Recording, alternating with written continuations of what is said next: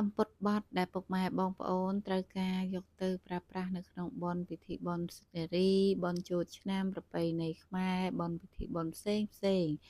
ចាសំពត់បត់របស់យើងខ្ញុំគឺមានជាច្រើនលេខជាច្រើនសាយសម្រាប់បងជ្រើសរើសអញ្ចឹងសំពត់បត់របស់យើងខ្ញុំគឺមានពណ៌មានសមានខ្មៅមានពណ៌ផ្សេងមានទាំងសំពត់អ៊ុតកៅក៏មានដែរ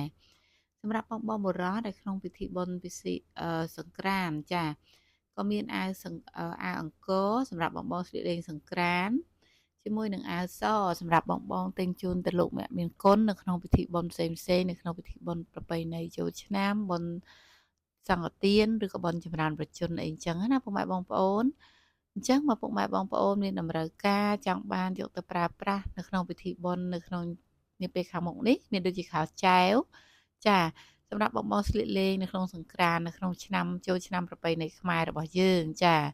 អញ្ចឹងបងប្អូនអាចរកជាវបានពីខាងស្រីសុករបស់យើងខ្ញុំដែលមានបោះដុំមានលក់រាយគ្រប់25ខេត្តក្រុងតម្លៃសមរម្យអីវ៉ាន់របស់យើងខ្ញុំគឺមាននៅក្នុងស្តុកស្រាប់សម្រាប់បងនៅតាមបណ្ដាខេត្តតម្រូវបងវេលលុយមកមុនណាបងចាសម្រាប់សារ៉ុងរបស់យើងគឺមានជាច្រើនជាមួយនឹងសារ៉ុងគឺមានសារ៉ុងដេរហើយតម្លៃសមរម្យធានាថាពុកម៉ែបងប្អូនយកទៅចែកទានគឺធានាថាល្អមែនតែនគឺមានជាសារ៉ុងដេរហើយស្រាប់ហើយមានជាច្រើនកាឡាមានទាំងឡាយមនុស្សចាស់មានទាំងឡាយក្មេងមានទាំងឡាយហូលចាអញ្ចឹងបើបងត្រូវការកុំភ្លេចឆាតមកក្នុង page របស់យើងខ្ញុំមានជារងសិទ្ធក្រមាចាសម្រាប់ធ្វើបុណ្យចែកទានចាមានសារ៉ុងបុរសក៏មានដែរអញ្ចឹងបើបងត្រូវការអីវ៉ាន់ដែលពាក់ព័ន្ធជាមួយនឹងខោអាវធ្វើបុណ្យទានសារ៉ុងក្រមានៅក្នុងពិធីបុណ្យផ្សេងកន្សែងពានាគឺខាងយើងខ្ញុំមានច្រើនដែលយើងខ្ញុំមិនអាចរៀបរាប់អស់មានដូចជាខោអាវសមាធិខោអាវធ្វើបុណ្យចែកទាន